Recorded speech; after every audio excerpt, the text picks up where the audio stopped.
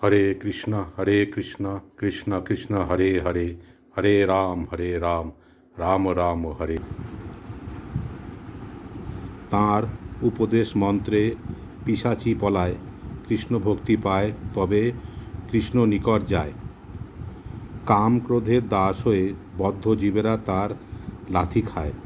এইভাবে ব্রহ্মাণ্ডে ভ্রমণ করতে করতে যদি সে সৌভাগ্যক্রমে কোনো সাধুরূপ বৈদ্যকে পায়, তাহলে তার উপদিষ্ট মন্ত্র গ্রহণ করার ফলে সেই পিশাচি পালায়।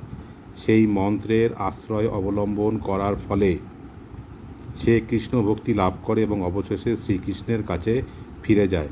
তাৎপর্য: শ্রীল ভক্তিবিনোদ ঠাকুর তার অমৃত প্রবাহ ভাষ্যে বিশ্লেষণ করেছেন, ভগবান চতুর্ভুজ রূপে এবং অবতার রূপে সর্বত্র নিজেকে বিস্তার করেছেন। সাংস অবস্থায় শ্রীকৃষ্ণের স্বস্বরূপত্ব সর্বত্র লক্ষিত হয়। জীব তাঁর বিভিন্নাংশ রূপ।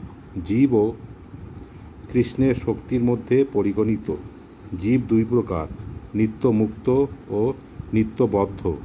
নিত্যবদ্ধ জীবেরা সর্বদা বহিরঙ্গা মায়াশক্তির দ্বারা কবলিত। সে কথা ভগবদ্গীতায় বর্ণিত হয়েছে। দৈবী হেষা গুণময়ী মম মায়া দুরত্যয়া। ত্রিগুণাত্মিকা এই দৈবী মায়া আমার, এবং এই মায়াশক্তিকে অতিক্রম করা অত্যন্ত কঠিন।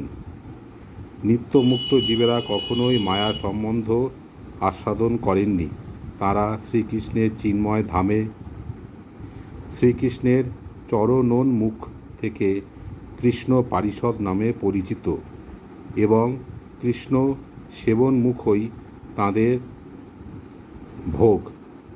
নিত্যবদ্ধ জীবেরা শ্রীকৃষ্ণ থেকে নিত্য বহির্মুখ হয়ে সংসারে স্বর্গ নরকাদি সুখ দুঃখ ভোগ করে। কৃষ্ণ বহির্মুখতা দোষের জন্য মায়া পিশাচি তাদের স্থূল ও লিঙ্গ আবরণে বদ্ধ করে দণ্ড প্রদান করে, অর্থাৎ আধ্যাত্মিক আদি তাপত্রয় তাদের জর্জরিত করে।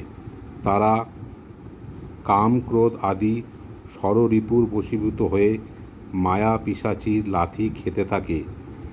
এইটি জীবের রোগ। সংসারে উপর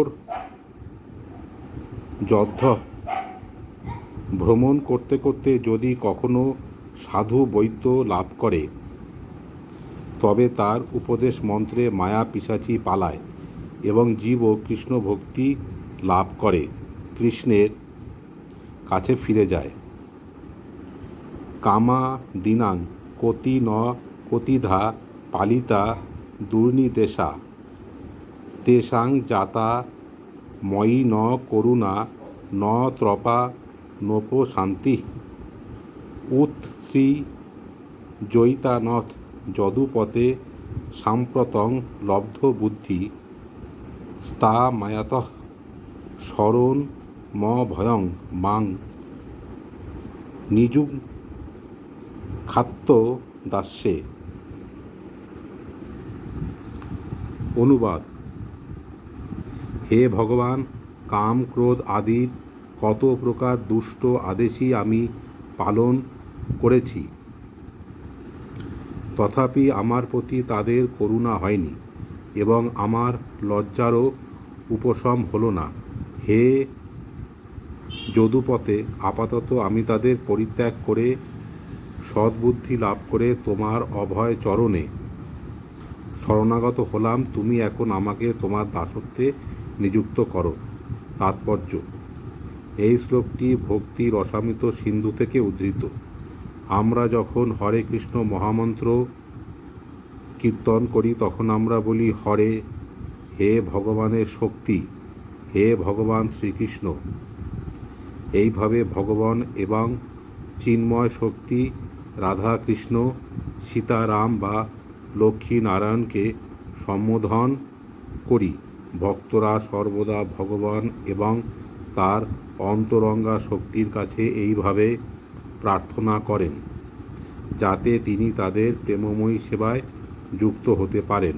বদ্ধ জীব যখন চিন্ময় স্বরূপ লাভ করে সর্বতোভাবে ভগবানের শ্রীপাদপদ্মে শরণাগত হন, তখন তিনি ভগবানের সেবায় নিরন্তর যুক্ত হতে চেষ্টা করেন। সেইটি হচ্ছে জীবের যথার্থ স্বরূপ। কৃষ্ণভক্তি হয় অভিধেয় প্রধান, ভক্তি মুখ নিরীক্ষক, কর্ম যোগ জ্ঞান। ভগবৎ ভক্তি জীবের মুখ্য বৃত্তি। কর্ম জ্ঞান যোগ আদি মুক্তির বিভিন্ন পন্থা রয়েছে, কিন্তু তারা সকলেই ভক্তির উপর নির্ভরশীল। এই সব সাধনের অতি তুচ্ছ বল, কৃষ্ণ ভক্তি বিনা তাহা দিতে নারে ফল। এই সমস্ত পন্থার সাধনের বল অত্যন্ত তুচ্ছ, কৃষ্ণ ভক্তি বিনা তারা বাঞ্ছিত ফল প্রদান করতে পারে না। হরে কৃষ্ণ।